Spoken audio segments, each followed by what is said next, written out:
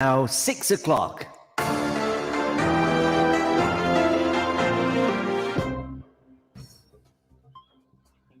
Assalamu alaikum. Welcome to Friday Night Live. This is Zafar Iqbal, and you're listening to Friday Night Live on Inspire FM 105.1 FM. Welcome to Inspire FM if you're listening to us for the first time, and welcome to our listeners in Luton and the surrounding area, and those listening to us in our sister stations up and down the country. Peterborough, Birmingham, Derby, and Sheffield, etc. Welcome to all our listeners. I am standing in as usual for Hafiz Shaban, who's taking a bit of a break. And unfortunately, Abdul Akbar is not feeling too well. So I'm having to stand in again for two of our key presenters, and I'm hoping I can fill their shoes and present a quality program as is the hallmark of Friday Night Live. Stay tuned, inshallah. We'll have lots of exciting and informational topics to discuss throughout the 2 hours that you're with us today, inshallah. So keep tuned. We're going to kick off shortly with an update on Omicron. We'll have local health experts to advise us on the revised guidelines from the government, inshallah. So stay tuned for that. We're going to talk about something international. We're going to talk about an incident that took place in Pakistan, a regretful incident of a death of a Sri Lankan in Pakistan. We will talk about that at about 6:30. And we're going to talk about some cricketing. We'll pick up on the cricketing racism row at 7, and we'll finish off with a discussion with our local MP, Rachel, who will be joining us around about 7:30. Action-packed program as usual. Stay tuned. 105.1 FM. If you wish to join in with our discussion, you can text me on 0771 4858. Just bear with me a second, inshallah. I'll read that to you again. 01582481822. That's our landline number. You can ring that to get get a voice message through. So if you want to speak to me directly or message me, 07779481822 is the actual number for social media, WhatsApp, etc. If you need to use that, please stay tuned and listen to our program for the next hours or so. We're going to kick off our discussion with a discussion on the latest guidelines, COVID guidelines, that have been introduced by the government. In the studio is just being reminded by admin, it's 01582481822 and 07779481822. How can I forget? How can I forget? Indeed. Okay, joined in the studio with me today is Dr. Shabina, Dr. Adil, and Khadija Malik, who will be joining us to talk, give us details of COVID, the latest variant of COVID, and also give us some details about the latest government guidelines. Of course, Khadija Malik, as you know, is a local councillor and a portfolio holder at the Luton Borough Council. And Dr. Adil Ali Khan is a local doctor and is a regular contributor to Friday Night Live.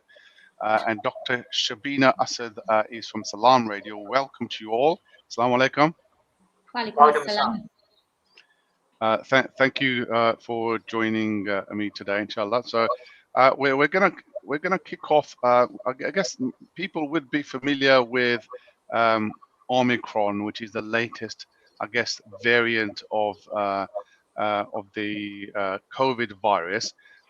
It's been causing a bit of an alarm, not least in the higher circles at the government level. Plan B, whatever that is, we'll discuss that later on in the program, is being introduced. So if I can ask Dr. Shabina, first of all, COVID, why be worried? So we already know that we have lived with COVID more or less a greater part of 2020, where we've seen successive lockdowns simply because of the very rapid transmission of this highly contagious virus. And the concern is because of the ability for many people to deteriorate, be placed on ventilators, And now we're even seeing the impacts that long COVID is having on those people that are coming out of ITUs and deteriorating as a result, and that their recovery is a lot longer than anybody that would have, say, for example, contracted the common cold or flu or other respiratory illnesses. It is a unique upper respiratory tract infection, and that is why we have to be concerned. Number one, because of its transmissibility, and also because of the potential for patients to deteriorate quite quickly, especially the vulnerable. Right. Okay. Dr. Ali, if I can bring you in. Now, we've talked about the impact. What, in terms of the actual genetics and the details of this particular disease, I guess in layman's term, why? I mean, we've gotten used to, the Wuhan variant and the Delta variant. What is it about this particular variant which makes it, apart from the end result is more transmissible and it's potentially more, well, what is it about its technology, I guess, makeup, which makes it dangerous? Well, if you look at the actual virus, the way it attaches to our cells is determined by a number of proteins on the outside. This virus has changed in that it has developed a lot of proteins which our vaccines are not able to fight against, and therefore our vaccines are less able to protect you against this virus than before. Similarly, this virus is more transmissible as well, and thankfully, it doesn't show. All the studies so far have shown that it doesn't seem to be so far causing so much serious illness. But it will not take much more of a mutation for this to occur in the future. So this virus could mutate even more, and therefore, not only could it be as more transmissible as before, it could also cause serious illnesses.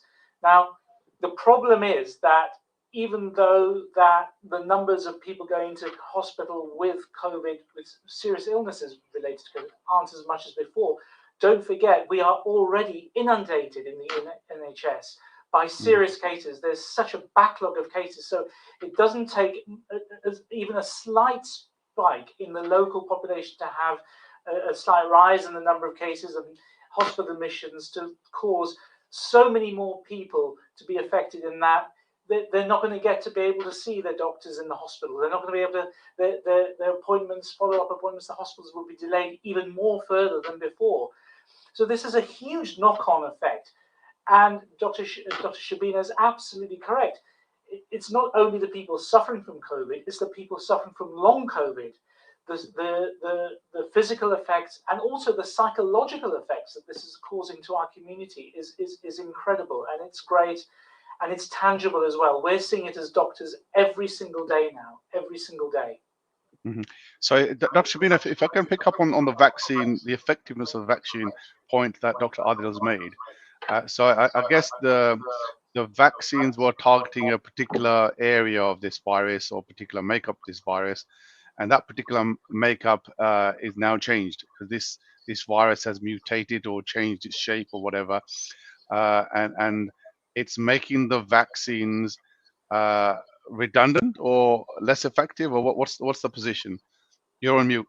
It's really quite interesting that you could put that question. I think it's an interesting question. It's one that does need to be explored, and obviously the UK Health Security Agency has only just now announced in the media that having your booster dose is key in giving 75% protection against the variant, so the Omicron variant as well. So it's very, very important that if you haven't had your booster dose, we're allowed to have, and if your age is 40 years and over, you can have your booster dose within 2 months now. The rules have changed of your second vaccination. So I'd like your listeners to take that home as key information, that it has just been announced that if you have, and this is according to the Omicron test results here within the United Kingdom, that having your booster dose of the vaccine can confer you 75%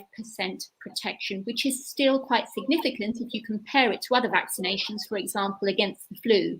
So it is very important to still have your vaccination done, because studies have shown that vaccination is the biggest protection that we have, in addition to social distancing guidance, to prevent patients from deteriorating and developing complications or serious illness as well. Okay, so I guess before COVID, most people would be used to maybe one dose of vaccine. COVID came along and we said we needed 2 doses of vaccine, and now we're saying we need 3. What is it that necessitates that number of doses of vaccine, and why is 1 not enough?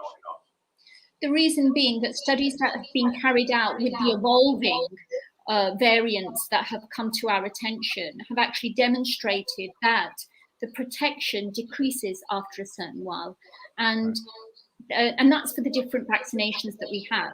So this is why, according to the studies that have taken place in various places around the world, it has transpired that having the first vaccination can wear off, for example, after a couple of months. There was a very large study in Israel that showed that there was a 40% decrease in immunity on a very large study that comprised over 40,000 patients.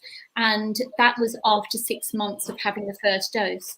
So it is to increase the immunity whilst we are still very much in the midst of a pandemic. And because the numbers are still very high, that is why it is essential to revisit these guidances, and also to make the public very well informed as well as to what we need to do in order to sort of confer protection, sometimes change the goalposts. But at the same time, the JCVI is updating its information. There are scientists that are working very hard around this and giving information as soon as it is available. Right. So, Dr. Adil, are we taking the 3rd booster jab because, as Dr. Shabina said, that our immune system is beginning to sort of lose that fighting ability, or its ability to recognize COVID? Are we taking it for that, or are the vaccines being updated to include information or details or ways of tackling the new variants? So basically, all the studies have shown, as Dr. Shibin has pointed out, that our immunity, which is conferred by the first 2 vaccinations, does tend to wane after a certain amount of time. So therefore, we do need the booster dose. We all do. The booster doses are no different from the vaccinations that we had initially. So no one's changed any of the vaccines as of yet. That may come down the line, and what we're dealing with is an evolving disease which we are still looking into. So goalposts are changing. Nobody can tell you exactly what's going to happen down the line, but definitely the 3rd booster dose is needed at the moment to confer further immunity to those people who've had the first 2 doses. Okay, all right. So we talked about the transmissibility, and there's no argument. It is much more transmissible than the Delta variant, and there's lots of evidence coming out. And there's headlines on papers today about Scotland being very worried.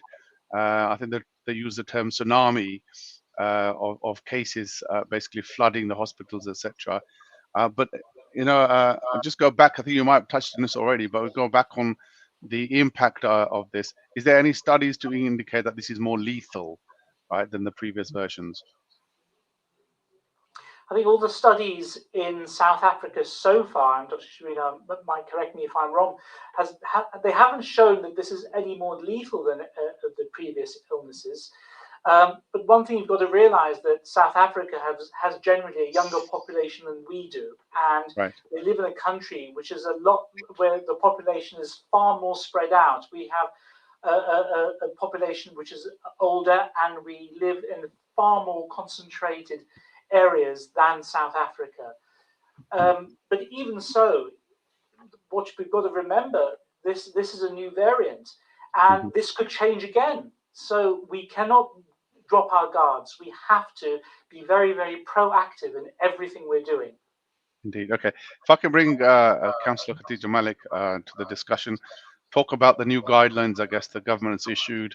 Perhaps if you can start off with reminding us what the guidelines are, just to clarify, and perhaps then we'll talk about the potential impact of those and what they're meant to achieve. Thank you so much for inviting me here again. I think it's really important. I think following on from what Dr. Saab both doctors have said in terms of protecting yourself. So I'd really like to reiterate that how important it is for those that haven't had the vaccine to come along and get the vaccine.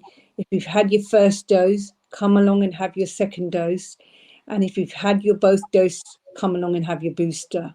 It's really, really important that, we all come forward to protect people around us and ourselves. I mean, it doesn't stop you from having the virus. And I think sometimes people are really scared that, this will, we've had it, so we're still getting it again. But I think it's really important to emphasize that this stops you from being hospitalized and from, from that death. We all as a community have seen people around us, whether it's family, friends, going through so much of this trauma and so much of these deaths that we've seen around us. So I'd really like to emphasize how important it is to go along and get yourself vaccinated to protect yourself and all those around you. Going on to the new guidance, I think it's always been important around keeping our distance, but the hands, face, space. But now again, we've been asked to cover our faces when wear face coverings when we're in most indoor public places and large venues. And I think public transport has been there, but it's important that we all follow those guidelines to make sure that we have our face coverings, and we are regularly testing before we're going out to meet friends. We know the festive season is here. We're going to have holidays. We want to meet up with family, friends. And I think it's just important that we follow the guidance in terms of keeping ourselves ventilated as well. If we're in closed spaces, keeping those windows open. Because it is cold, it's very cold, but I think ventilation is really important because we tend to close things and get together. And when we sat down, we want to take those face masks off when we're in families. So it's really, really important that, cover up, put your socks on, put your coats and jumpers on, but keep that ventilation within the households. Indeed. I don't want to put you on the spot, right? But the guidelines talk about sort of face masks and face coverings in public places, but there's obviously everyone's gone to Jummah today, and people are asking if masjids are subject to that guidelines yet or not, and what's your understanding? I mean, I've been told that it includes places of worship, so not specifically, just mosques. And I think it's really important that as a community, we play that part, whether it's guidance or not. If it's in closed places, we should take responsibility. And I would just advise anybody, anywhere, that make it a habit of putting those face masks on where you are, and stop that. And I think, I'm sure, and I've seen the guidance that the mosques have had out to get their worshippers to come along and wear those face masks. And I know with some massages have even asked them to bring their prayer mats along. So I think as a community, my message to them would be, please, we've seen so much happen over the last 2 years. We've had real difficult times with it as a community. I've seen so many deaths around me of people that I've known, as family, friends, people, neighbors, every other day. So I would really just urge everybody out there, whether it's a mosque or any place of worship or any place you are visiting, please make it a habit of making sure that you take those lateral flow tests and make sure that you're safe. I've made it a habit. We've been told before all this, we were taking a lateral flow test before we go into any meetings, any large gatherings. And, you know, when I was actually going out to meet any of my family, friends, I was doing that. So I think once we get that as a habit, then, you know, we'll get used to doing those tests. So I think we need to just be responsible as a community to make sure that we're doing those whether we're asked or not. Indeed. Okay. Dr. Shabina, could I just say something? Could I just say, yeah, sure. I was actually WhatsApped by 3 different imams as part of group chats, stating that Jummah namaz today, everybody should be wearing masks mandatorily. And when I attended Jummah namaz today, everybody within the masjid was wearing a mask. Thank God. Indeed, I've seen similar messages, and I've seen lots of people wearing masks and adhering to the guidance. Dr. Shabina, you wanted to come in? Yes, please. I think that it's really important to communicate to your listeners that this is Plan B. So it's actually changed from Plan A. And Plan B also includes the fact that from the 13th of December, you work from home where possible. And then from the 15th of December, you will need to show your COVID pass that you can get on an app on your phone to enter events, for example, or larger gatherings. And if you go into, for example, clubs or night areas or night events, you will have to show that COVID pass. And to stipulate and also to make it quite specific that they have laid down the guidance of the indoor places where you do have to wear a mask, where a mask is mandatory, and that is at cinemas and theatres, in places of worship, so yes, inclusive of the mosques, and I'd like to commend all of our mosques up and down the country who have been wonderful in applying those social distancing guidances as well, in pharmacies, in nail bars, at takeaways as well, in auction houses, and also estate agents, and in driving lessons and tests as well as in taxis. And always be very mindful to wear your mask when you do sit in a taxi, because these are frontline workers, they're key workers, they're exposed to considerable risk. So we have to all look after each other, as our other colleagues have just stated. Indeed, I think some very comprehensive list of places, mashallah, is very, very good. So one thing I wanted to really ask is in terms of family gatherings, I guess this restriction doesn't apply to the family gathering scenarios, does it? Or does it? So, at this moment in time, there has nothing that has been come out, but it has been stipulated that large indoor gatherings should actually be avoided.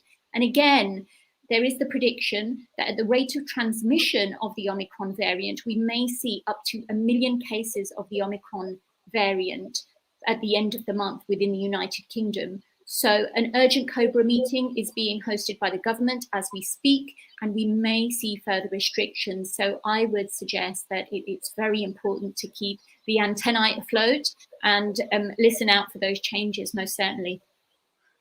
I guess the final question really is I guess, Dr. Shabina and Dr. Adil, when does this stop? When is the end of the tunnel? I mean, we thought vaccines was the end of the tunnel. We thought, I don't know, there's been various sort of techniques that have been applied, herd immunity has been mentioned, etc. When is the end of the road? We don't know when the end of the road is, and nobody can tell you. Nobody can tell you. We are in a game where the goalposts are changing, and we're having to adapt every step of the way. Every step of the way. But look, at the end of the day, we have the technology to help us, but the single most important thing is all of us as individuals have to play our part. We all have to. We all have a responsibility to ourselves. We have a responsibility to our family, but we also have a responsibility to the community. And these are part of the tenets of Islam. And this is something we have to follow and be responsible for. If we all pull together, yes, we will be able to come out of the other end, but nobody can tell you exactly how long this is going to be. And Dr. Shabina, the reason for asking the question is that all the strategies being tried so far have been marginally successful. The thinking was a vaccine will kill it. That'll be the end of it. That hasn't happened. What is going to make it go away? Got a minute or so, basically. So I will sum up for you. The world is not new to the aspect of pandemics. We had the plague in the early 19th century as well. It killed millions of people, thousands of people.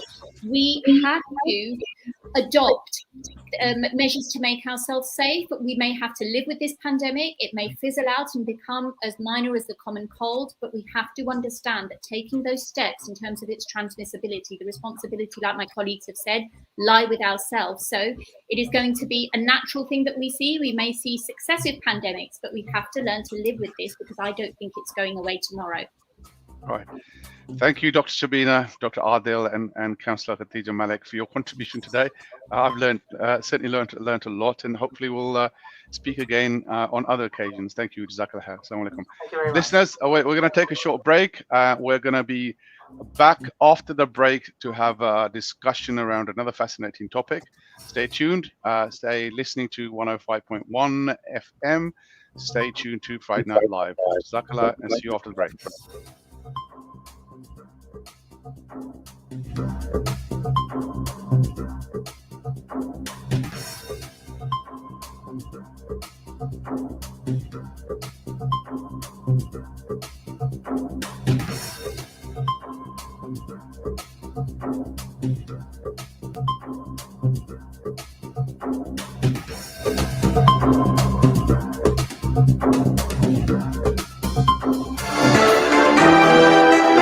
Assalamu alaikum. In Luton and its surrounding areas, it is now time for Salat al-Isha. लुटन और इसके मज़ाफ़ात में नमाज़े इशा का वक्त हुआ चाहता है. This azan has been sponsored by Ideal Properties. Contact us on 01582 721110 or log on to www.idealpropertiesltd.co.uk. Allahu Akbar, Allahu Akbar, Allahu Akbar, Allahu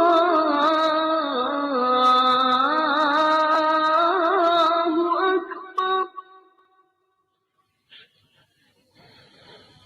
Ashhadu an la ilaha illa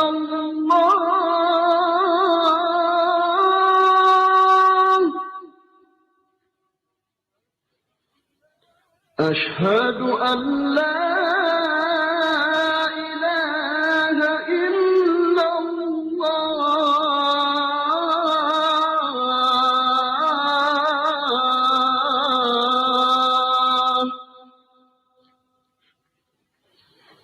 أشهد أن محمدًا رسول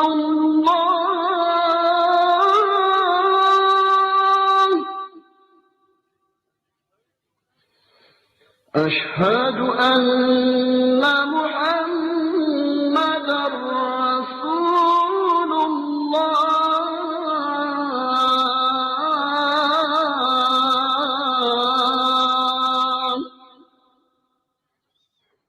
حي على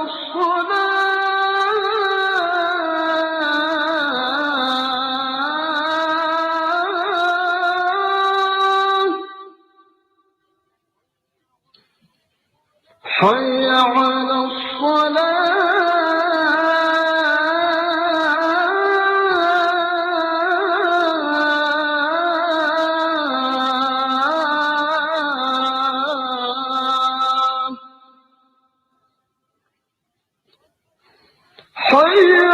حي على الفلاح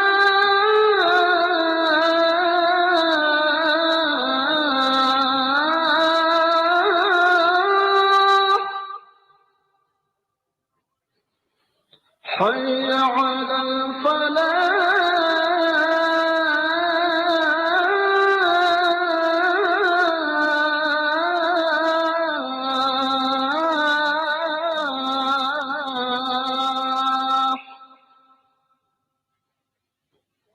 الله أكبر الله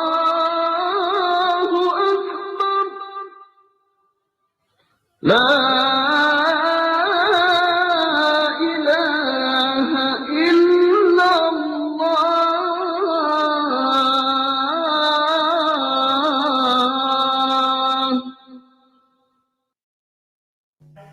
اللهم رب هذه الدعوة التامة والصلاة القائمة آت محمدا الوسيلة والفضيلة وابعثه مقاما محمودا الذي وعدته.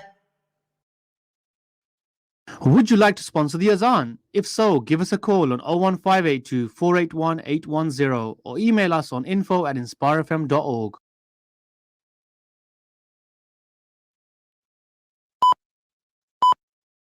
From the studios of Inspire FM, the time is now 6:30.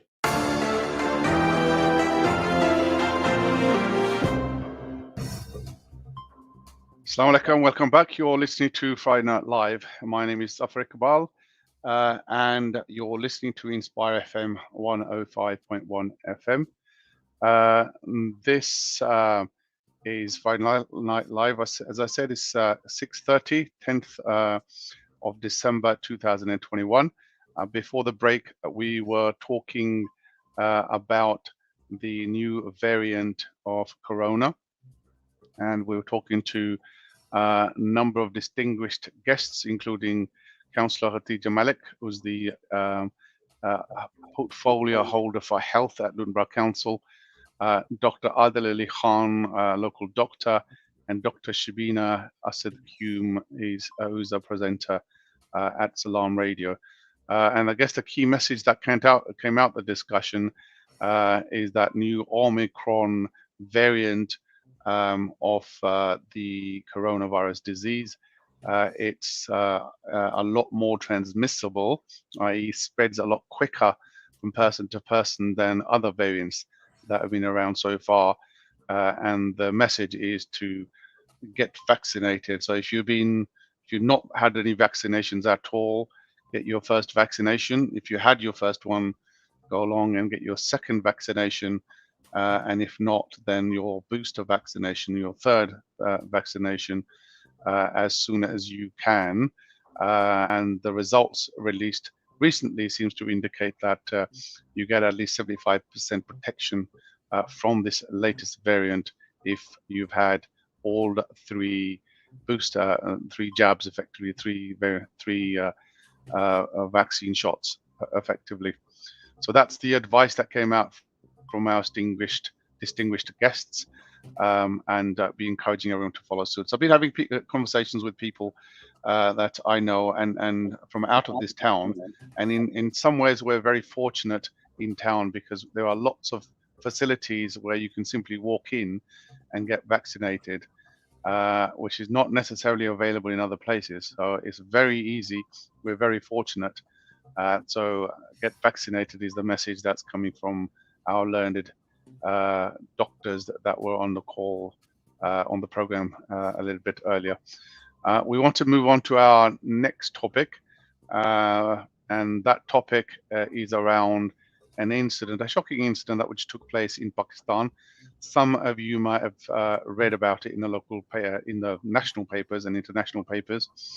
And this was an incident which took place in Pakistan, and effectively a factory, a sports manufacturing factory, which was basically managed by a Sri Lankan manager. There was a bit of an incident where an accusation was made against this manager from Sri Lanka, and the accusation was around a religious, I guess, blasphemy, i.e., there was offense taken at taking down some images or pictures or posters with some words and wordings on it, and that led to the unfortunate murder of this manager from Sri Lanka. Obviously, it's created a bit of a stir in Pakistan. Lots of condemnations from Prime Minister Imran Khan downwards, and obviously it's hit the international headlines. So I wanted to get a reaction, I guess, from somebody in Pakistan and somebody perhaps who's from the Sri Lankan community to this event. And I understand I have on the line Major Yasir, who is a former military person, I guess, from Pakistan, but he's also studied in the US and UK, and he's subject matter specialist on security and risk management, and he has taught at leading Pakistani universities.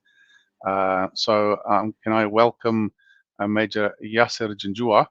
Assalamu alaikum, Yasir Janjua Sahab. Much, Zafar, for having me on the show. Assalamu alaikum. Wa alaikum salam, and welcome to Inspire FM and welcome to Friday Night Live.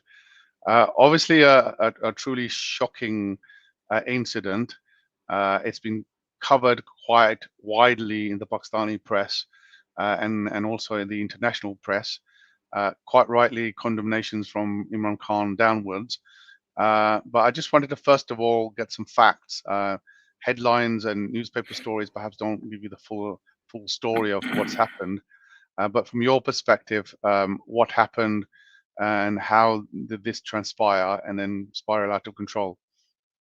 Zafar, the story is, first of all, let me give you a little bit of a correction in what you just gave about the gentleman, the deceased Sri Lankan national. He was not an employee of the industry or the company called Rajco Industries. Actually, he was there deputed by Nike because Rajco has a global contract with Nike. And I think they deputed him there as their quality control manager. Okay. Do carry on. Sorry, I think there might be a break in the connection, so you might have to repeat what you've said. Yasir Saab.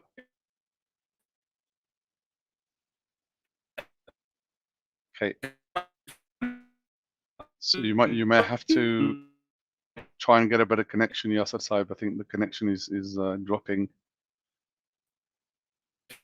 Okay, well, while we try to sort that out, just wanted to there's a correction made. So my understanding from reading the newspapers articles was that this gentleman was actually a manager, but he was actually a quality controller deputed by an international sports company at this factory in Faisalabad, which manufactures sports equipment. And this unfortunate incident basically unfolded there. So really, I wanted to try and sort of give you a little bit of a background into the story if you're not familiar with it. So effectively, what happened was that the manager was deputed to effectively prepare the factory for a visit by international contractors, and basically the workers of the factory were asked to clean up the factory, take down any posters, take down any graffiti, any paintings, etc., and get the place ready for inspection for what was to have been a very large contract to be awarded to this company.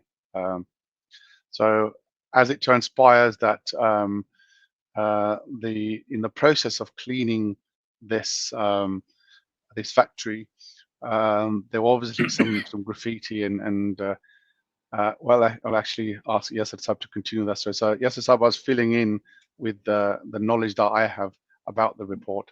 So if you can carry on from the correction you made about it. What I was telling you was that he was a representative of Nike, deputed there, and since he was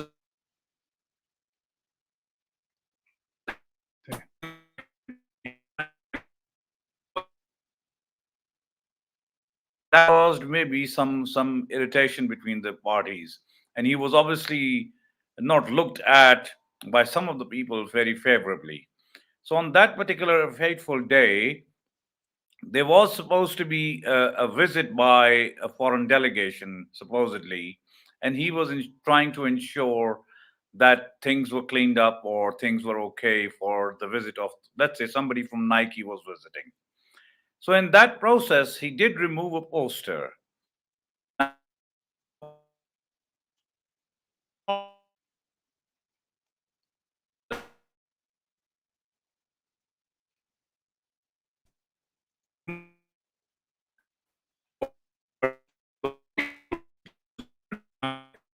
So we're having some problems with the connection. So yes, and this gentleman that we were talking about it. His name is Priyantha Kumara, and he was basically a Sri Lankan who was working in Sialkot, in a city of Sialkot in Pakistan, where this incident took place. So, Yasir Saab, we're still having connection problems. So, admin, if I can ask you to resolve these problems if you can.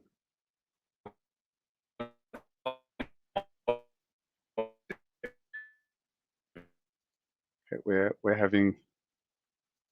still having some connection problems. Okay, I will continue with the story as I know it. So obviously it's been covered by lots of international newspapers, you know, and I'm reading sort of some details from Al Jazeera newspaper. So effectively, what happened was that in the process of removing these graffiti and posters, there was some stickers or some posters depicting the name of the Prophet ﷺ, and obviously this gentleman wasn't aware. He wasn't somebody who could read or write Urdu or understand Urdu, and to him, everything which was stuck on the walls was really something that could potentially be taken down. And basically in the process, while he was helping take some of this stuff down, he'd actually sort of removed a poster and then dropped it on the floor, and which was seen as blasphemous by some of the co-workers. But I understand there's probably another story to it in terms of the not necessarily a religious angle to it, but more of a perhaps a personal issue situation, which I think Major Yasir Saab was beginning to touch on. If we can get him back to have that conversation. We're also expecting another guest to join us. He's of Sri Lankan heritage. His name is Lukman Haris, and we're hoping to have him join us as well to give us an angle, I guess, from another perspective, from a Sri Lankan perspective. Hopefully, we'll be joining us shortly as well. So Yasir Saab is back. Assalamu alaikum. Apologies, the connection seems to be dropping on us. So if you can continue your story, please, if you wouldn't mind. So what I was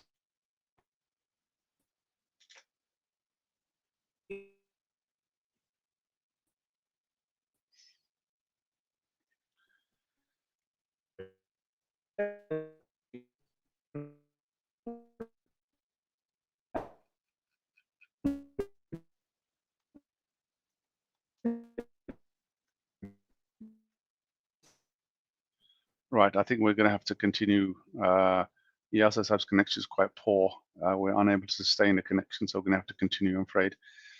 Right, okay, so perhaps we'll be looking to discuss the situation with Lukman Haris.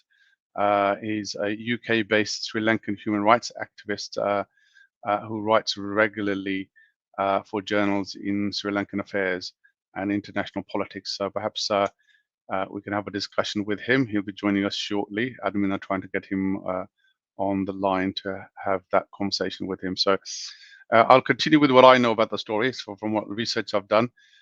So effectively, the poster containing the name of the Prophet ﷺ was taken down, from as far as I understand, and it was dropped on the floor or dropped in a bin. I mean, some commentators say dropped in a bin. Some people say dropped on the floor.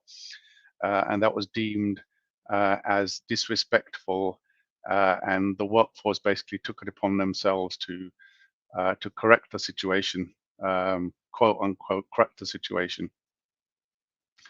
Some say that there was some disagreements between this chap and some of the workers. He was actually somebody very proficient, somebody who was a stickler for the rules and made sure that things were done to the quality that was required. And some of the workers perhaps objected to some of the tactics perhaps that may have been used.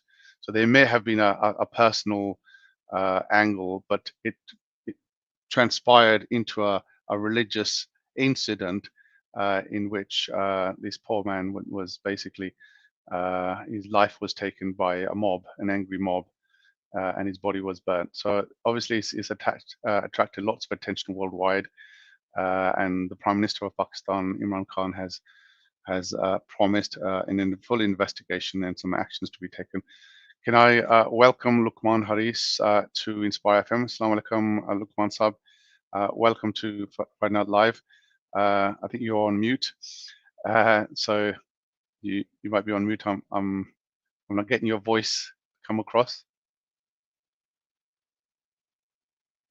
Okay, I think we still need to sort the voice situation out. So technology is not working with us today, unfortunately, on this story. So can you hear me? Actually, you might be on mute on your system. I'm not able to hear you.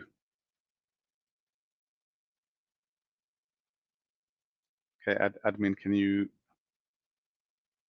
rectify this situation, please? So I'll carry on with the story as I know it. So basically, a handful of people started to take the matter into their own hands in terms of rectifying what they saw was a blasphemy, according to one side of the stories, and some say it was instigated by personal sort of feelings towards this chap from some of the workers, and that led to a confrontation, and which eventually a mob gathered, and this man was beaten and then burnt. There is a happier story. There were some people who tried to sort of help him, assist him, and then one of the young chaps who tried to stand and help him has been awarded one of the national sort of awards for courage to try to help him in vain.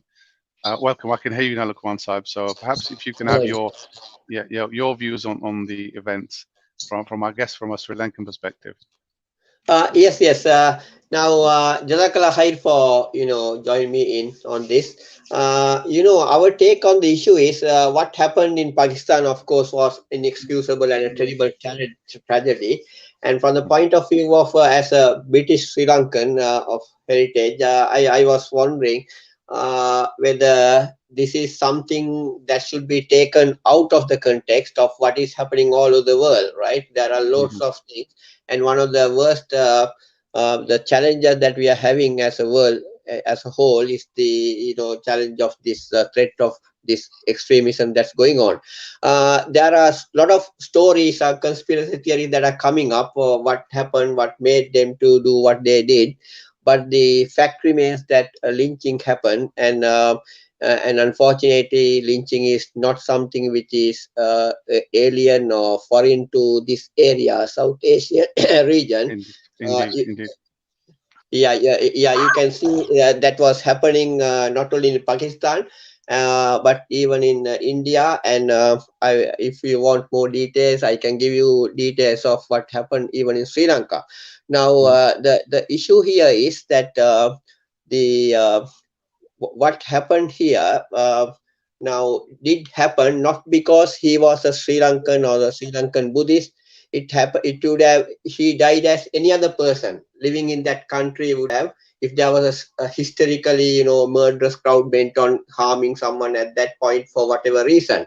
So actually, it was not directed at Sri Lanka, or neither was it a racist one. It was something that happened which needs to be condemned, and we are very much grateful and very much admiring what happened, how the leaders took it up. The religious leaders came together and condemned that, and also the political leaders, especially the PM Imran Khan, actually is a widely admired figure in Sri Lanka. And how he acted in this situation has actually enhanced his prestige among the Sri Lankans all over there. And one thing, they are all coming together. Even the chief priest of a famous Buddhist chapter in Sri Lanka, he also came and spoke admiringly about how Imran Khan acted in the situation. It's not the conversation that's also very much admirable what they did, actually giving the solace. It was actually providing some sort of a solace to the grieving family. But more than that, actually, it's how he acted, which is very much alien to what is happening at the Sri Lankan moment. Now, Sri Lanka, brothers, is a problem is the impunity in Sri Lanka. In a lot of, the racist crimes, it's just pass us. What is sauce for the goose is not sauce for the gander always in Sri Lanka, right? In 1983, the Tamils, they found themselves, at the victims of, racism. Their attacks, lynching happened, in 1983. Then Muslims faced similar situations in post-war of 2009, and all that happened. So impunity is it's a normal. It has become normalized in Sri Lanka. So in that context, what the PM Imran Khan did to ensure that all these culprits are brought to book, and the facts that they are doing it, they were arrested internally. All is something which is very much in the admiration of the entire the Sri Lankan nation. So that's good. So having said that, we need to reflect on what has gone wrong. Why these people are acting the way they did. And there should be a frank discussion or introversion, reflection on what has happened, and especially the religious leaders has a role to play. And I'm sure you would have heard the Yasir Qadhi's take on the matter, and how he said the importance of the religious leaders to come together and look at these various laws, and how we can bring this to the the attention of the people. Indeed, there is. I will come to that in a minute. I mean, there is the blasphemy law, right? Which I think, which is a political tool in some ways, right? By I guess some major external powers that will want to modify it, but it's also the behavior of the people. We'll come to that in a minute. I think the key point, I guess, to reiterate and follow up on really is that what you said is that this culture of impunity. It's seen. You talked about Sri Lanka, but it happens in India. It happened in India a few months ago in Assam and the east of India, but it didn't jolt the authorities. It didn't awaken the authorities to the sorts of things that could happen when people's emotions are stirred. People's emotions are stirred, and that's the key thing, I guess, in my mind, is people's emotions have been stirred. People have been oversensitized to certain things, and once you do that, right, then rationality takes a back seat and emotions take over. And I guess in some ways, perhaps you'd agree or not, some ways this is what happened here. Emotions took over, rationality took a back seat, and then reflection, like you say, is necessary to try and identify, well, did the seriousness of the situation warrant the reaction that happened? And that's a discussion to be had, I guess, at the end of the day. And you're quite right. I think in terms of the ulama in Pakistan, a lot of the senior ulama got together and issued a statement. But I mean, if you want to pick up on the point of reflections, what would you see the shape of this reflection? How do you think that the reflection should take place, and what should be the context of it? No, the reflection, in my view, it actually has to have so much of perspectives. One perspective is obviously, I think you might come back to that, is the subject to the religious perspective, right? Religious perspective, how religion is perceived, and the fact that people are taking not the spirit of the religion into account in their lives, but it is actually more often than not, they are, as you rightly pointed out, the religious emotions take the front line, and the rational thought takes the back seat. So that is one very, very important thing on reflection. The second one is actually, from my point of view, there is a very much important role for the public as well to play. I would call it the public activism, right, where the intellectuals have to, at a time when the political, I'm not talking about Pakistan, I'm talking of this region itself, right, where there had been a breakdown of credibility with regard to both the political as well as the religious leadership. And in that context, it's very, very important that the intellectual leadership takes the front lines and give leadership, right? And that is where the public activism will have to come in and to inculcate certain set of values. Obviously, as Muslims, our values come from our deen, right? So it's very, very important to bring it, how Sallallahu Alaihi Wasallam Sunnah actually how Sallallahu Alaihi Wasallam acted in similar situations when the Quraysh were, insulting him.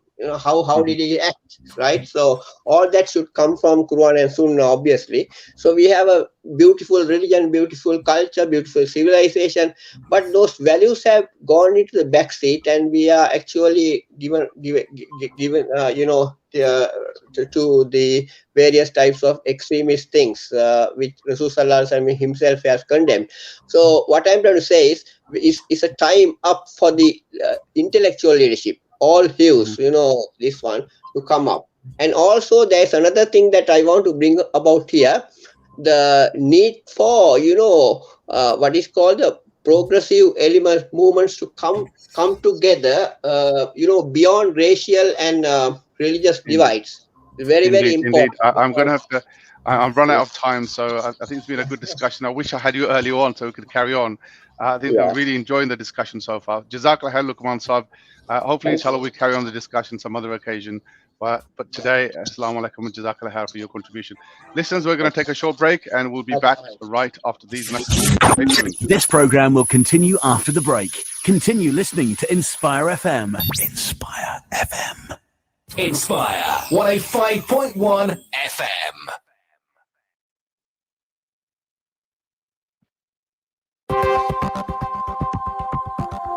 अगर आप अपने इस community radio station का हिस्सा बनना चाहते हैं तो आज ही इंस्पायर एफएम की टीम से राब्ता कीजिए।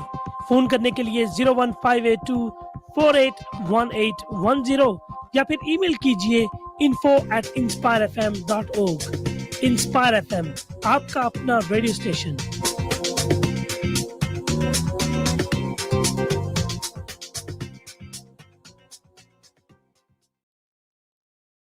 Light Upon Light returns this winter for a 6-city UK tour with Mufti Ismail Menk, Sheikh Saeed Rage, Sheikh Ali Hamouda, Sheikh Dr. Saeed Al-Qadi, Ustad Asim Khan, and Sheikh Ibrahim Menk from the 28th of December to the 2nd of January, visiting Oldham, Bradford, Birmingham, London, Leicester, and Luton. Book your tickets now at lightuponlight.co.uk. Did you see that guy on TV? What, that no comment guy? Yeah, he was sick. What was his name? I think it was Atiq Malik. Yeah, Atiq Malik of Liberty Law Solicitors. Atiq Malik heads up the criminal law team at Liberty Law Solicitors, specialising in everything from serious crime down to road traffic offences. To find out more or for a free telephone consultation, call 01582 459955. Liberty Law, there when you need us most.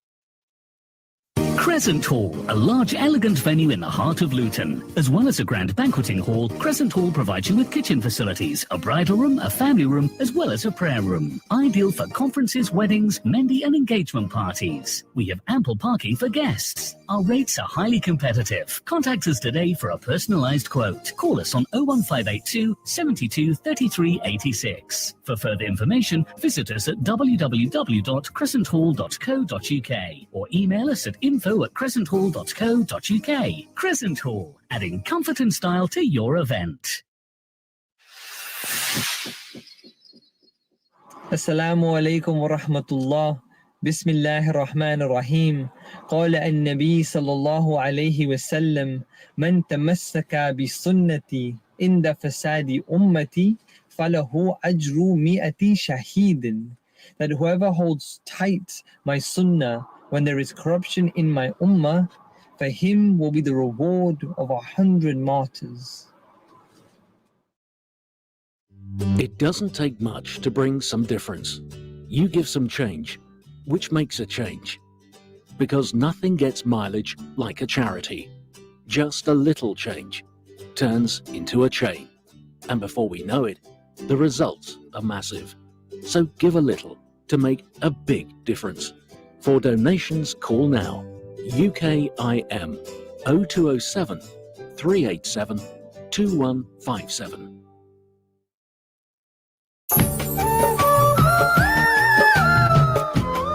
Do you know what is known as the gem of the Indian Ocean or the eyedrop-shaped islands? Do you know what was once known as Serendip? To find out more and to get involved in the discussion, join me, your host, Josie Dastakir, in this new Serendip show every Sunday at 7 p.m. only on Inspire FM.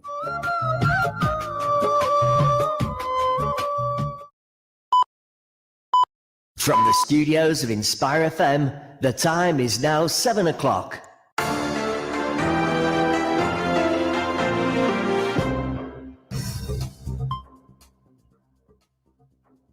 Assalamu alaikum, welcome to Inspire FM and welcome to Friday Night Live.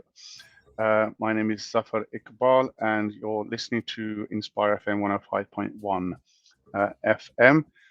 Before the break, we were discussing the very disturbing situation or case in Pakistan of a young man from Sri Lanka, a young man called Priyantha Kumara, who was brutally murdered in Pakistan, and his body set alight because of an accusation of blasphemy that was alleged against him. We're going to move forward a little bit of positive news from Luton. A bit of a shout out to a local personality, I guess. So BBC Sports personality has awarded recognition to a local Luton doctor, Dr. Walid Manan.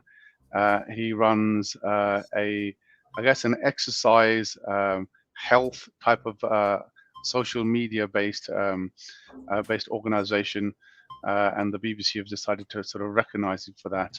He's made running, walking, and doing exercise something of a culture in Luton.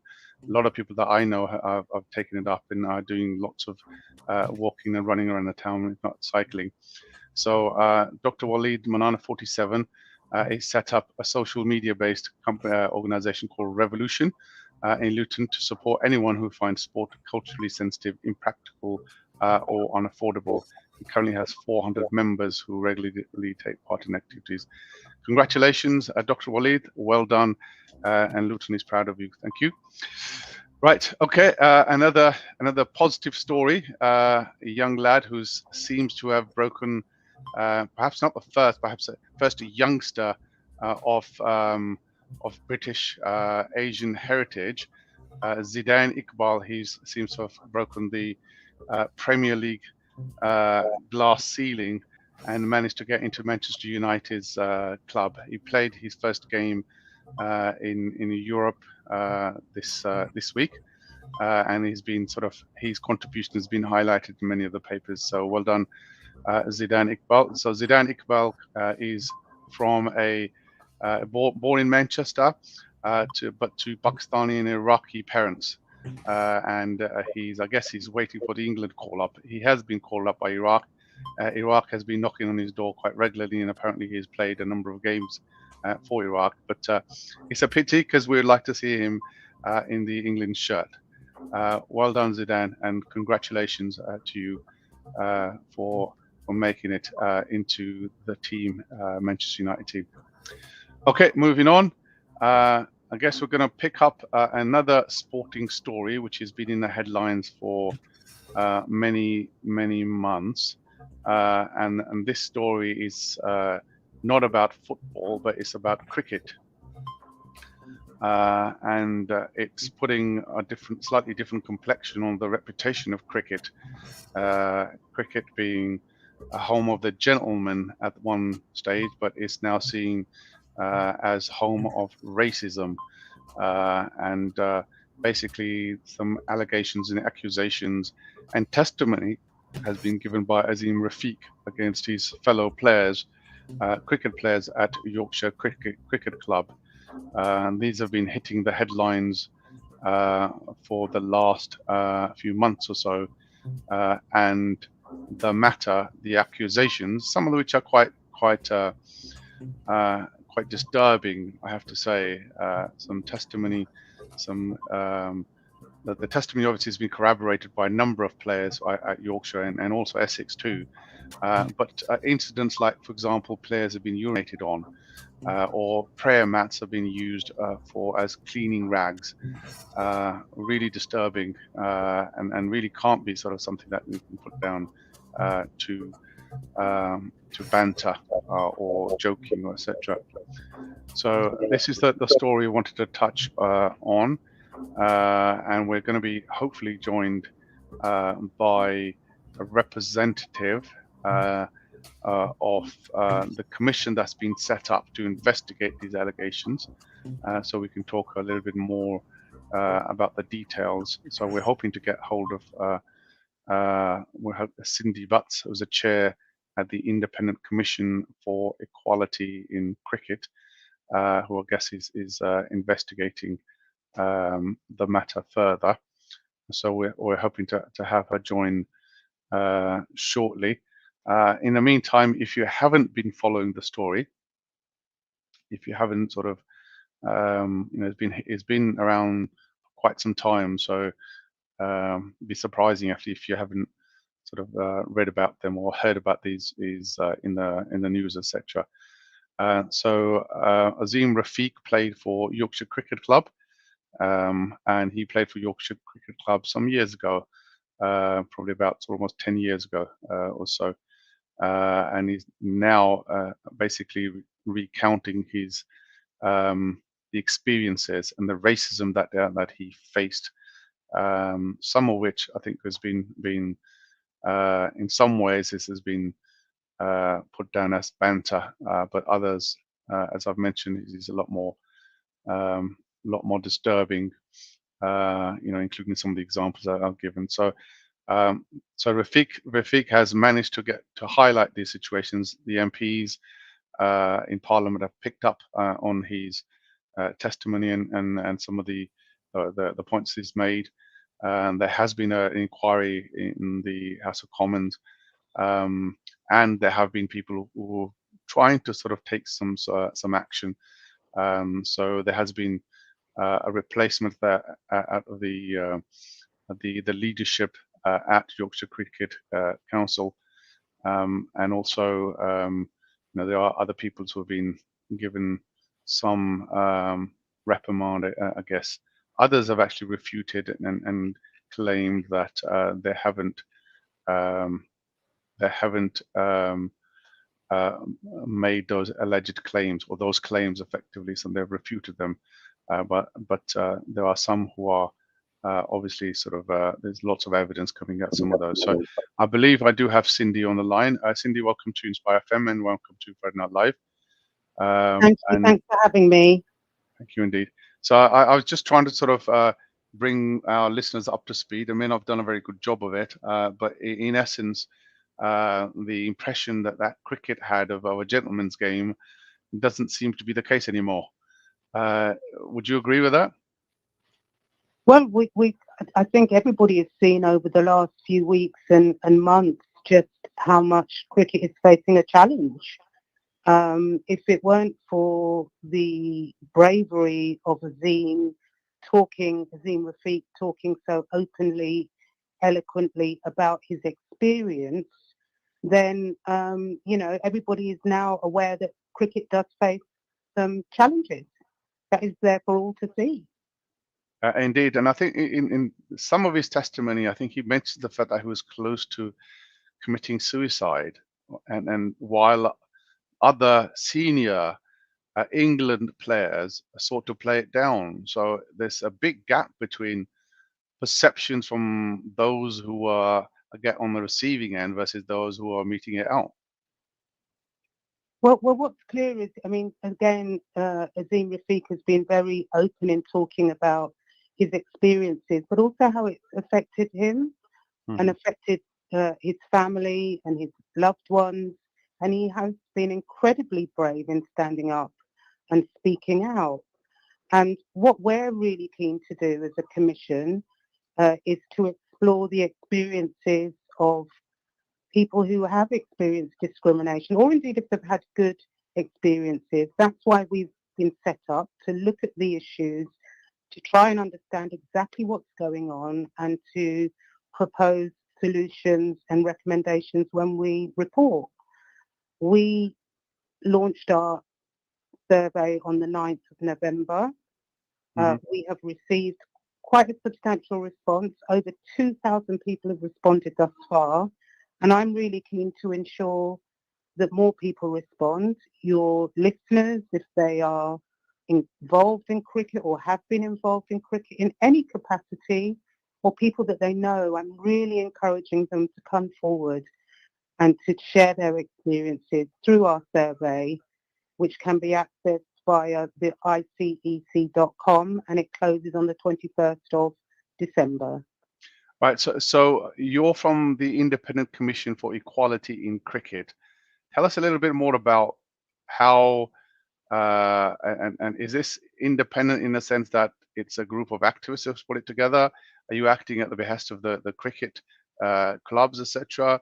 Are you acting on behalf of the government? Where do you come into the whole the scene? It's a really good question. So we were established in the spring of this year. We were established by the ECB, but we are completely independent of them. So I was appointed by the ECB. Having said that, all of the commissioners that sit with me, and we've got a number of very highly experienced commissioners, Zafar Ansari, who's a former England cricketer, Michelle Moore, who is a equalities expert. We've got Sir Brendan Barber, who is an expert in organisational change, and Dr. Michael Collins, who is a historian and has written about the history of cricket. So we are a highly experienced group of individuals, and we are all independent. We set our own terms of reference. Right. We appoint our own staff, and we will own the report and make the recommendations that we believe will improve equality issues within cricket. And we will act without fear or favour. Right. Part of our work involves scrutinising the ECB itself, and we absolutely are determined to do that. Right. So to be clear, right, you're starting from a clean sheet, right? There's no remit. You've not been given a remit. You've not been given the boundaries. You're going to be led by evidence. Yes, I mean, we have got a remit, and our remit is to look at race, gender and class, and to examine people's lived experience of cricket. So our remit is there, but the remit has been set by us as a group of independent commissioners. It's been set by us, and we are examining the issues, and we will follow the evidence wherever it takes us. Right. And what will be the output, right, from the inquiry that you have? What are you hoping to sort of deliver at the end of the day? We are reporting next year summer, and our report will contain a number of recommendations that are designed to improve cricket for the better. Right. Okay. So an output, a report will be published, and that report will be delivered to the ECB. Right. The report will be made. It will be delivered to the ECB, but at the same time, it will be made public so everyone can see our deliberations, the evidence we've collected, the conclusions that we've made, and the recommendations that we arrive at. So it will be a publicly accessible document. Right. Okay. And the remit is cricket is the boundary, I guess. You're not looking at racism as a whole in society. Cricket is cricket that you're looking at, and anybody who's experienced racism within the cricket scenario. Is that right? So we're looking at race, gender, and class. Yeah. And we will be looking at the systemic issues as well as people's lived experience. And we're looking at two aspects of cricket: the recreational side of cricket, but also the elite game. We'll be looking at people, participation in cricket. We're looking at issues such as people moving through and being able to progress, how the talent pathway works, whether there are any barriers. What can we do to improve people's experience and make cricket much more equitable? those are the areas that we are focusing on, and that's why we're asking people to come forward and respond to our survey. If you've been involved in the past but no longer involved, we still want to hear from you. If you're involved now, if you're a player, a coach at the recreational end, if you're a professional player, if you play for a club, whoever you are, we want to hear from you. Indeed, and it's the 21st of December is the deadline for any testimony that anybody wants to provide yourself.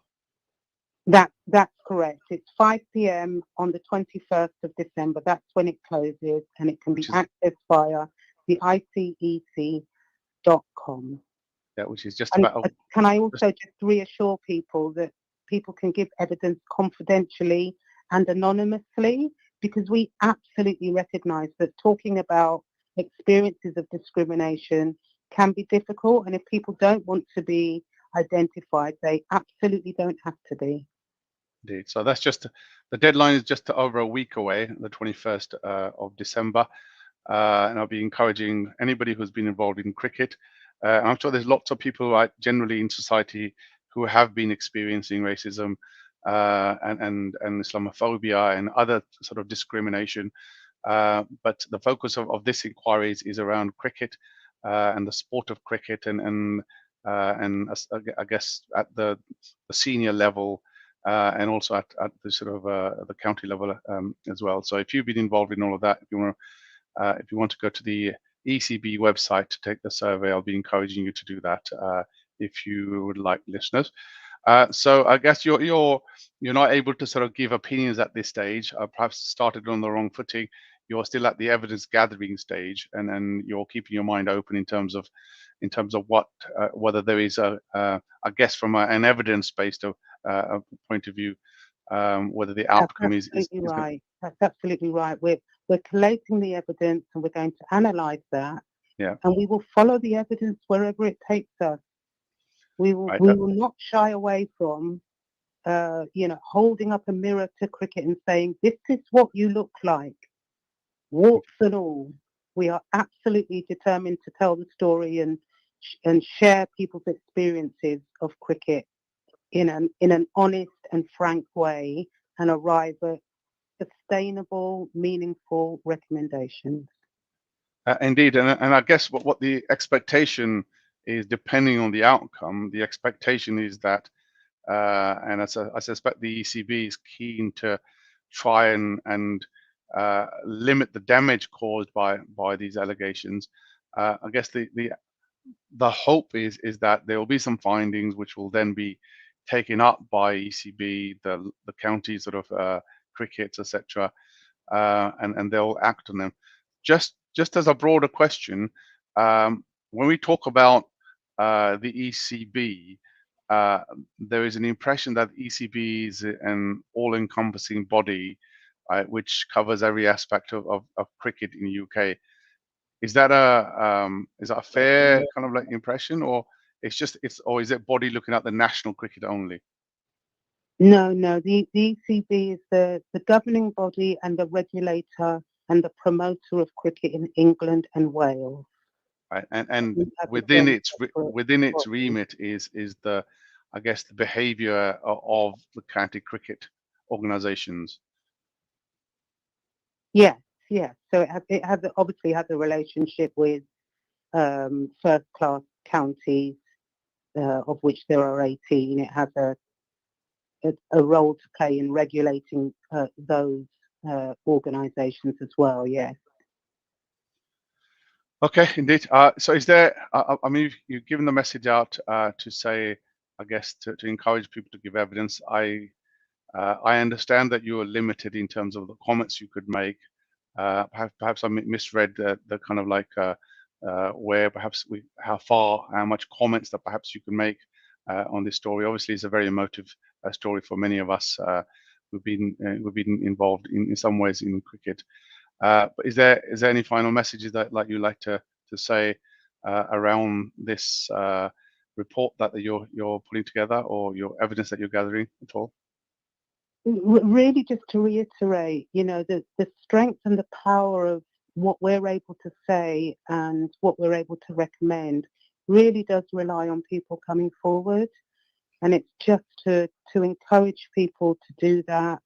We recognise it's difficult. You can do it anonymously, and we really do encourage you to do so. All right. We, as a commission, we are absolutely determined to make a difference. Okay, thank you very much, Cindy, for your contribution today. I'm hoping that listeners, there are lots of keen cricketers in Luton. There are lots of clubs in Luton and around Luton who are involved in cricket, and I'm sure many of them would have experienced some of the experiences that Azim has been talking about, and we look forward to your report. Thank you very much. Thank you so much. Thank you indeed. Thank you. Take care then. All right. Bye-bye. Thank you. Listeners, you're listening to Inspire FM 105.1 FM. This is Friday Night Live. My name is Zafar Iqbal, and I'm basically standing in for Hafiz Shaban, who is away on holiday. Now, we were talking about I guess the evidence that Azim Rafiq has been bringing to the fore through the media and through the, I guess, political channels as well, in terms of the racism he's experienced. And obviously, it's being taken seriously, and the ECB has actually instigated a kind of like an inquiry. And we were talking to Cindy, who was from the commission, giving us details about the the evidence gathering that the commission is conducting at the moment. So before that, listeners, we were talking about the sad case of an incident in Pakistan involving a gentleman from Sri Lanka who was murdered in Pakistan under very trying circumstances. We were talking to a Sri Lankan human rights activist and also someone who has authored many books. We were trying to get his opinion from a Sri Lankan's point of view, and I think he's made some very fair points around the fact that the government of Pakistan and Prime Minister in particular has reacted and dealt with this particular situation in a very different way to some of the other countries, right, in that region. The likes of India and Sri Lanka, where similar sort of incidents have taken place against minorities, but the reaction has been somewhat different. His I guess Imran Khan's image and I guess his world, his I guess his image has been enhanced, I guess, in the views of Sri Lankan community. So anyway, so that was the point of discussion before that, and the discussion that we had to start off with was around COVID and this new strain of COVID, which seems to be, well, the term that's been used in some of the newspapers is potentially creating a tsunami, at least in Scotland, and it's a very virulent version. It's called the Omicron variant of COVID-19, and we have had a couple of doctors telling us basically that having 3 vaccines effectively reduces the risk, well, to up to 75% in 75% of the cases. Right, so we're gonna take I guess in a few minutes we're gonna take a short break, and we're gonna carry on after the break. We do have our local MP, Rachel Hopkins, will be joining us, and we'll be talking about issues that are relevant and pertinent to the local community, the Luton community. And if you want to make a comment on any of the I guess recent headlines, and I guess a couple of headlines of a couple of articles of interest have been circulated on the WhatsApp scene, at least anyway, regarding this change to the nationality and nationality bill, which effectively makes it well, it makes it easier for the Home Secretary to remove the citizenship from British citizens, effectively, people who have been born in this country, brought up in this country, perhaps descendants of people who come from the subcontinent or Africa or other parts of the world. It gives the Home Secretary sweeping powers to remove their citizenship without giving notice. And one thing that came to my mind was that, you could be on holiday and, you could be in another country and you come to return to the UK, you're at the airport, and then you're denied entry into the UK. And that's when you find out that perhaps you are no longer a citizen of UK. And that's a very real fear of many people from the South Asian background and African background. But this Home Secretary, also from a South Asian background, is seen it fit to push that law through. And I understand it's past the parliamentary stage and it's gone to the House of Lords. There are sort of petitions, etc., circulating against it, but I'm not sure that that's had any impact. So if you want to make your concerns, basically, if you want to make your concern known, we'll have Rachel Hopkins after the break with us, and that's the appropriate channel to basically show that you have concerns about this bill. Call in 01582 481822. We'll be waiting for your call. We're going to take a short break and we'll be back after these messages. Assalamu alaikum. This program will continue after the break. Continue listening to Inspire FM. Inspire FM. Inspire 105.1 FM.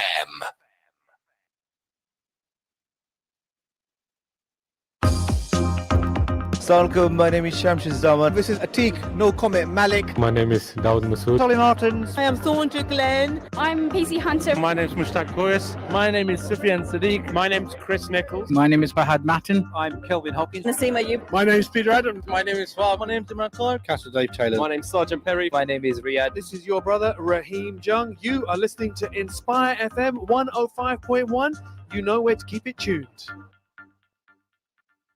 With over 20 years' experience, your first choice for accident claims must be Claims Specialists. Don't be fooled by other companies or solicitors who offer no deductions. You end up losing out on the compensation you deserve. At Claims Specialists, we ensure you receive the maximum compensation you're entitled to, with hundreds of cars, including taxis, available within 1 hour. Consult us first for a fast, efficient, and professional service. Find out how highly recommended Claims Specialists can get the best result for you. Call Luton 733-222. Click on claimspecialists.co.uk or visit us at 167A Dunstable Road in Luton. Defy expectations and make this new year your new start. You don't have to wait until September to get into university. At Bedfordshire, we're all about offering opportunities with a wide selection of exciting courses starting in February 2022. Make a New Year's resolution you'll keep this year. Browse our February courses now at beds.ac.uk/February or call 0300 33 00 073 to find out more. Anybody who believes in Allah and the last day should not harm his neighbor. And anybody who believes in Allah and the last day should entertain his guests generously. And anybody who believes in Allah and the last day should talk what is good or keep quiet. Reported by Bukhari and Muslim. Westbourne pharmacy हफ्ते के 7 दिन सुबह 9 बजे से लेकर रात 9 बजे तक खुली रहती है। हमारी सर्विसेज में शामिल हैं travel vaccinations, stop smoking, diabetes check, बच्चों की ग़िज़ा और बहुत कुछ। लुटन और डंस्टेबल में फ्री प्रिस्क्रिप्शन, पिकअप और डिलीवरी सर्विसेज भी की जाती है। इसके अलावा आप मेडिसिन के इस्तेमाल के लिए फ्री मशवरा भी ले सकते हैं। वेस्टबोर्न pharmacy 198 B Dunstable Road, Luton, corner of Westbourne Road. Telephone 01582 419 432. Sadly, millions of orphans living in the poorest countries lack the necessary support for a healthy childhood. These children have to endure lives of hardship without the basic necessities that would help them to grow, to learn, to live. Let's show them that we do care. Let's brighten up their future.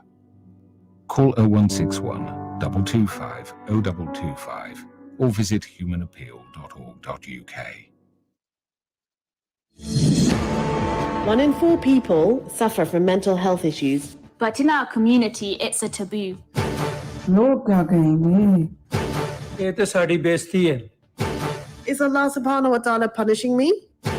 क्या मेरे पर किसी ने जादू कर दिया है? Let's break down some barriers and start talking about it. Join us on Mindful Moments on Fridays at 5 p.m. to learn about how we can support our mental well-being. Mindful Moments. Let's give our minds the attention it deserves.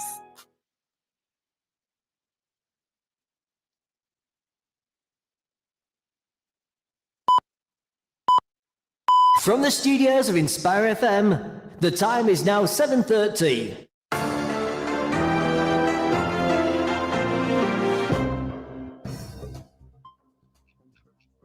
Assalamu alaikum, welcome back. You're listening to Friday Night Live. My name is Zafar Iqbal. This is Inspire FM 105.1, broadcasting to Luton and the surrounding areas, and also via our sister stations at Peterborough, Nottingham, Derby, Birmingham, and Sheffield. If you're listening to us in these radio stations, welcome. You may have missed quite a bit of the show. We're in the last quarter of the show. We're focusing on local issues. We're focusing on Luton issues, I guess. And I am joined today by our local MP, Rachel Hopkins. Welcome, Rachel, to Inspire FM, and welcome to Friday Night Live. Hi there, Zafar. Thanks for inviting me on. Yeah, no problem, and welcome, and nice to have you on our show. Right, okay, so typically when we try and get hold of, speak to our MPs at least once a month to talk about topical issues and the things that are happening locally, give them an opportunity to connect with our listeners, I guess, and also give our listeners the opportunity to sort of speak to you directly if they need to. So I think it's a good opportunity from that point of view. Just wanted to the first item I guess is I understand you're now a shadow portfolio holder of some sort. Is that you want to expand on that? Yeah, no. Thanks, Zafar. Thanks for inviting me on. And apologies, a couple of months ago I couldn't make it on to the show, but that was sadly when another MP had been sadly killed, and it was a very difficult time for all of us. But I'm pleased I'm back on, and I'm pleased that I've been the MP for Luton South for 2 years nearly now. And what a 2 years it's been. But yes, I've been working very hard locally, but also we have a role nationally for the party, and I'm now a shadow minister. Just of sort of the start of the week, I was asked to step up and be a shadow minister, which is when the opposition shadows what the government does in a certain government department, and that's the Cabinet Office, which has sort of an overarching remit covering the sort of civil service, standards, how government operates, and that sort of thing. So it's literally day 5 at the moment, and I'm very pleased to have been asked to step up. Brilliant. It sounds like something that it sounds like more of a HR thing, which is, I guess, is your forte, really, isn't it? I'll tell you what, it's a bit more than HR if you've got to try and keep tabs on the ministerial code when some of the actions this week by the Prime Minister have been called into question. But there's a lot around the machinery of government. One of the big things that the government's responsible for is procurement and buying things. And actually there'll be a piece of legislation about how the government, how the state procures things, and that'll be one of the responsibilities that I'll be overseeing that piece of legislation going through and seeing how we can improve it, whether there's things we agree with or things we want to change. So do you get to sort of have a say on if there's any dodgy dealings then? Like we've heard about some of the procurement sort of contracts have gone out to people perhaps where they shouldn't have, perhaps, or well, you're right. Through the COVID pandemic, we recognise things had to happen very quickly. It was a very difficult time, but the way the government sort of went ahead and wanted to sort of give some of their big business mates contracts to deliver this PPE for lots of millions of pounds that subsequently wasn't fit for purpose has absolutely been called into question. I work alongside another MP called Fleur Anderson, and she's very much been working on for quite a while now the COVID contracts and the waste that came with it. You know, if there was a VIP lane set up, and if you know, MP sort of recommended businesses they work with, they were 10 times more likely to get a contract, which isn't a fair and level playing field. So that's part of what the remit overall covers, and Fleur has been working very hard on you know, putting the microscope over some of those dodgy dealings, as you called them. Yeah, brilliant. Wheel them in, basically. Make sure they don't get away with it. We try with the opposition. We can but try. You can but try. Okay, all right. The other thing, I guess, which is really hot locally, at least on the WhatsApp scene, where lots of messages have been exchanged, etc., on many of the groups, and I've seen it on headlines in newspapers as well. Is this this change to the Nationality and Borders Bill, which affects, I guess, very large majority of people who have come and settled here from South Asia, many of them who have been naturalized as citizens of this country, at the whim of the Home Secretary, could no longer be British citizens or not have citizenship. So what stage is that at the moment? If you can clarify, please. Yeah. I mean, you've raised a really important point. So this week in Parliament, you know, the government wants to introduce new law, and it's called a bill. So this week it was the Nationality and Borders Bill, and it had lots of things in it. It was trying, the government was saying they were trying to deal with how asylum seekers and refugees approach the country. We've seen some terrible things happening in the English Channel with people dying, and they were trying to say, "Oh, we're going to tackle this in a real kind of hard way." But so much of the bill wasn't going to deal with that. But the point you just started with was where suddenly, as a bill goes through Parliament, there are lots of different stages, and so initially, it's it's the first reading is when literally it's announced. The second reading is a sort of broad brush debate around some of the key things in the bill. And then it goes into what is called a committee stage, where elements of the bill are just looked at step by step. And because this is a big chunky piece of law, it was came back, and so when it's looked at in committee, it then comes back at report stage to the whole House of Parliament. And the big debates this week were looking at some of the amendments that were put into the bill, and people were trying to table other amendments as well. And one thing that had been snuck in by the government was this clause 9. Clause 9. And basically it was saying that the Home Secretary could just withdraw someone's citizenship, British citizenship, without any notice. And fundamentally, I just think that's just anti-democratic. And that's why, like you're saying, you know, the WhatsApp scene, I didn't know there was a scene of WhatsApp, but I know that lots of people, you know, use WhatsApp to share info. It was appalling that is something that this government seemed to sneak in just to give these draconian powers and scare, like you say, so many people across the country, you know, not just in Britain and not just from South Asia as well, even though we know that's reflective of our population.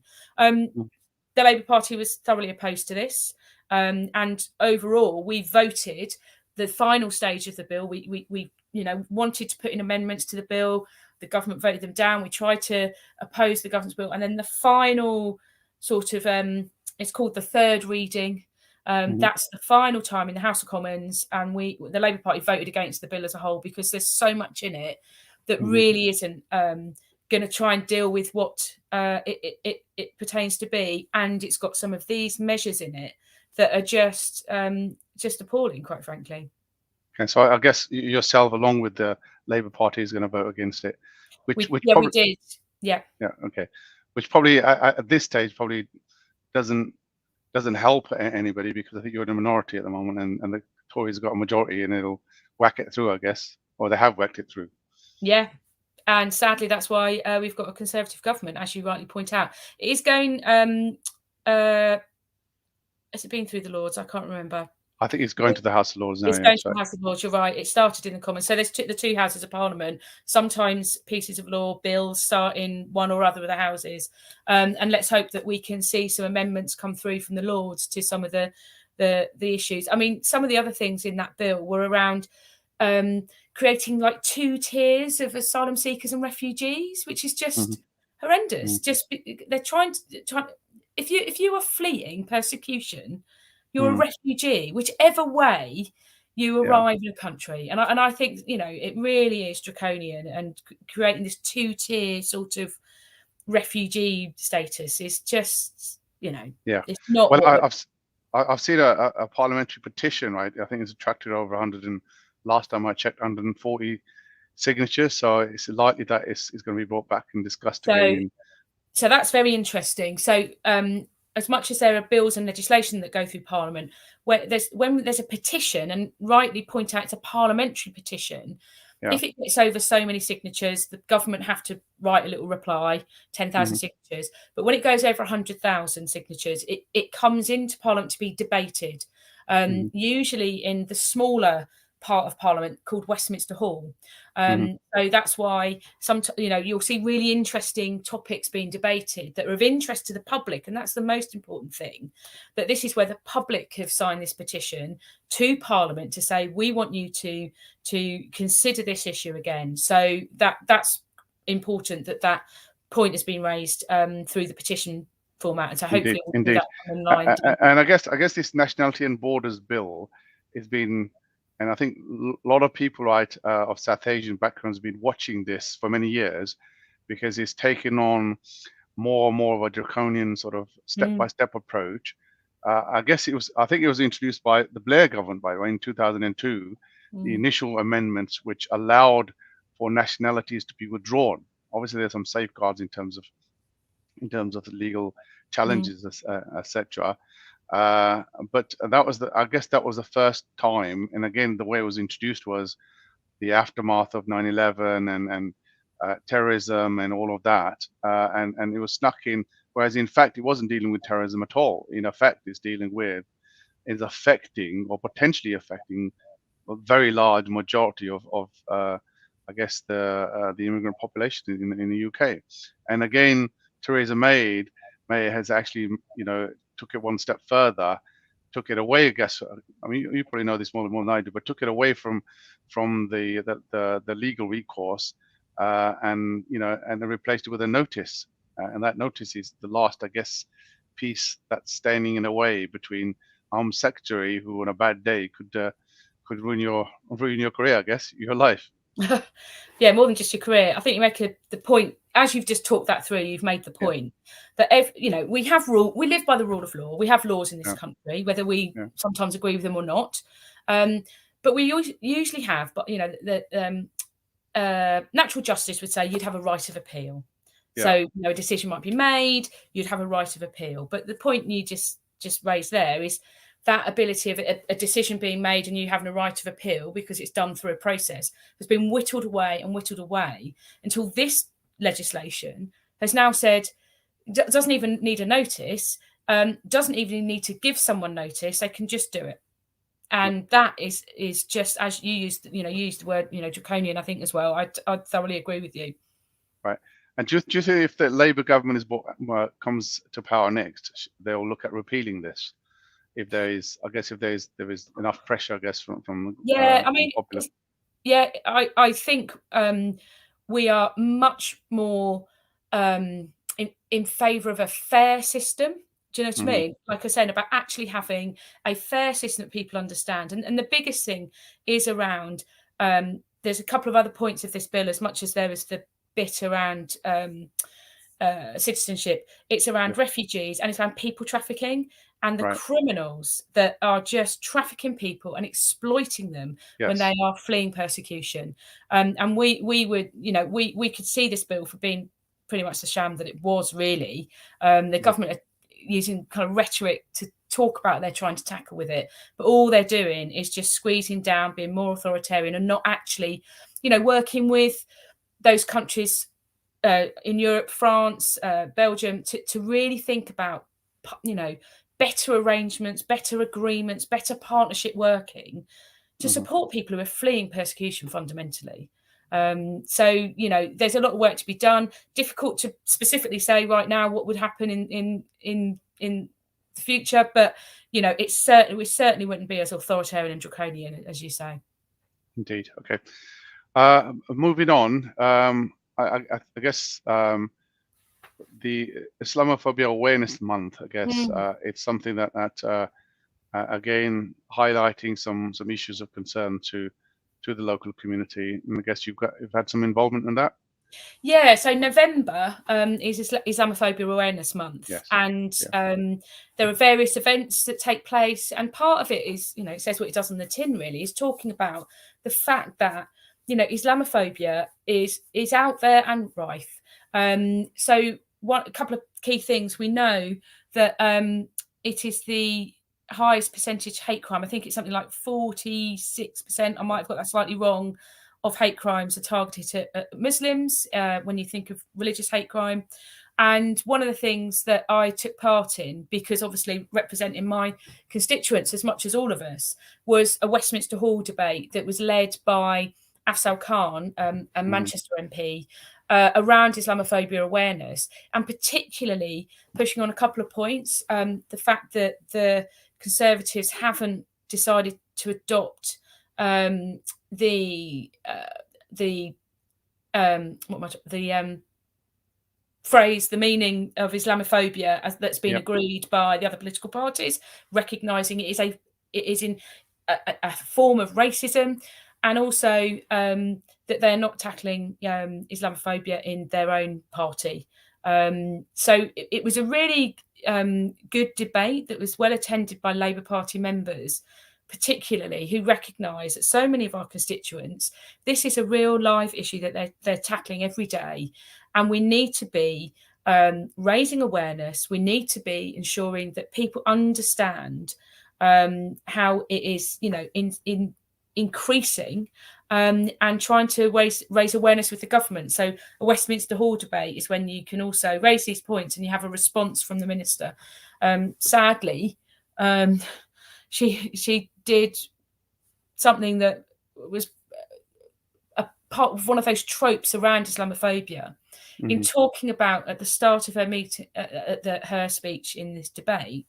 Within the first couple of minutes, she talked about terrorism, and it was horrendous, because she was trying to sort of allude to the fact, she was trying to talk about it in that way, saying, but she ended up doing it herself, which is why we've still got a heck of a lot of work to do to really help people understand what impact that has. So I because it was so well attended, you literally get 2 or 3 minutes to make a very short speech, because the debate time is only an hour and a half. And I wanted to make sure that I was there, sticking up for my constituents, as an ally to many of the other Labour members who are Muslims themselves, as much as representing their constituents. And it's something that I think we all need to keep working on, particularly, with the current government, who seem to not want to really take on board the lived experience of Muslim people. Indeed, yes. And I guess the other thing, which is probably, I guess more of a concern to youngsters, I guess, is the opportunities, the prospects, job prospects, etc. Locally, etc. I know London is within easy reach, but there appears to be a lot of, I guess, locally, lots of housing being built, but not a lot of workplaces being built. So I'm not sure whether that's on your radar and whether that's been looked at. The economic outlook for Luton. Luton, I think in the past we've talked about it, it's in a very ideal spot in terms of connectivity, etc. But we don't seem to have, apart from Vauxhalls, we don't seem to have any big hitters, right, that have come to make their kind of presence in Luton, and where perhaps the next generation of kids will perhaps go and work. There's a lot in what you've just said there. So I think there's something around, like you say, the prospects for our young people, and being able to have a good skilled job in their hometown. Sometimes that's about big employers, like you say, like Vauxhall's, but also that's also around the many small and medium sized businesses that we have, and we have a thriving small and medium enterprise sector in Luton. There is that conflict between housing and business is really important, particularly when Luton hasn't got a lot of space left within its boundaries.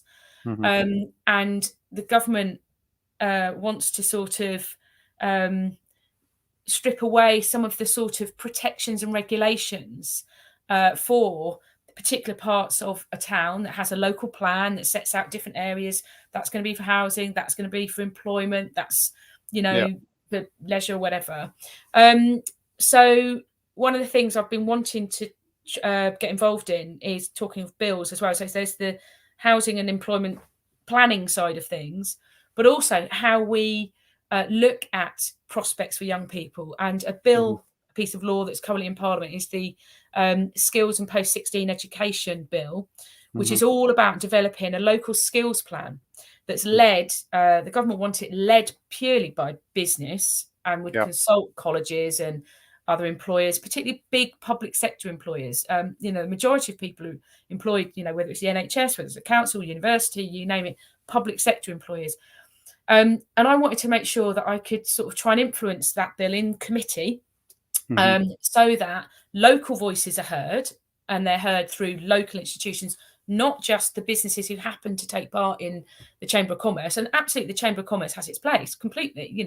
They're business representatives, but also local authorities know a lot about their local economy, what's going on, local colleges, the university, big public sector employers. They know what their skills needs are as well. They may not, a public sector employer like the hospital in Luton, for example, big, employer, servicing our whole community and the surrounding area.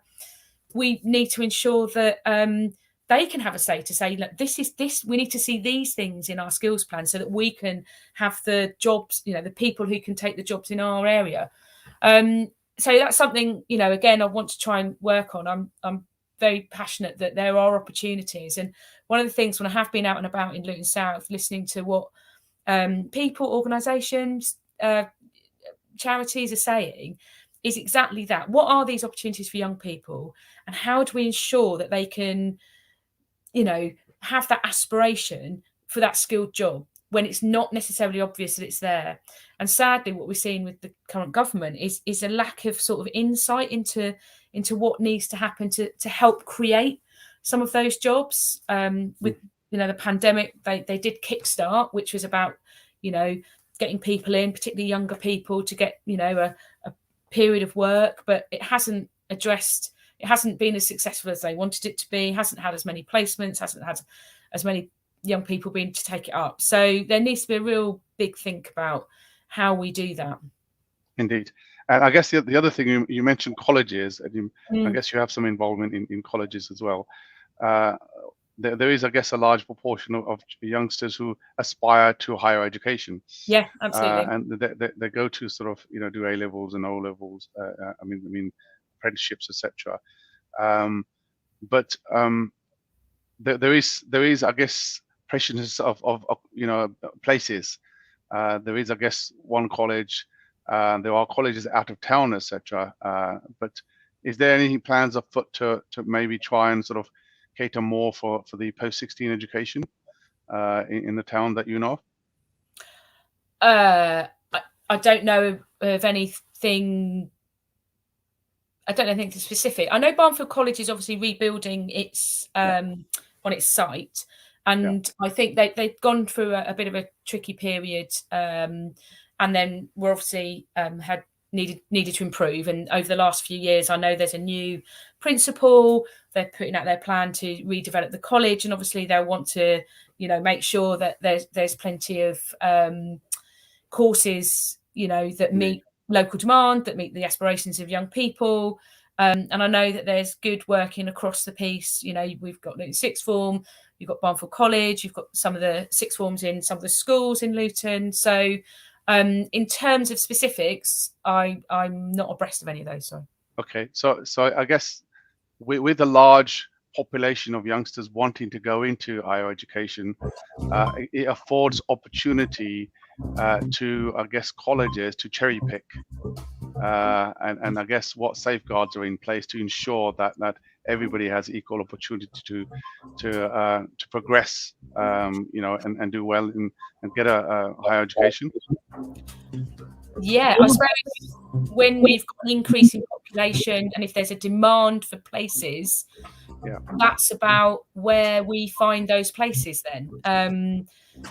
Obviously, in order to, if you're going to go onto a college course, the colleges will have sort of what's they called? You have to have X amount of GCSEs to get on at a certain level, and that's like anywhere really, isn't it? Any college will have those. So I suppose with our population being quite we've had a growing population over the last 10 years, so to speak. In Luton, some of the sort of extensions on primary schools and additional secondary schools having to be built, and there is a high demand for places. And I suppose we're seeing that now increasing through colleges.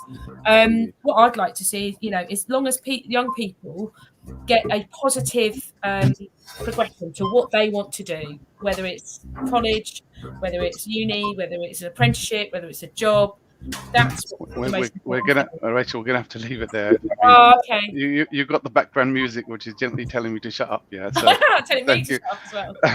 Okay, thanks, Rachel. Lovely to hear you. Indeed, yeah. Hopefully we'll chat again. Listeners, that's it for today. Friday Night Live. Zakla for listening to us. Stay tuned to Inspire FM 105.1 FM, and it's Assalamu alaikum until the next time.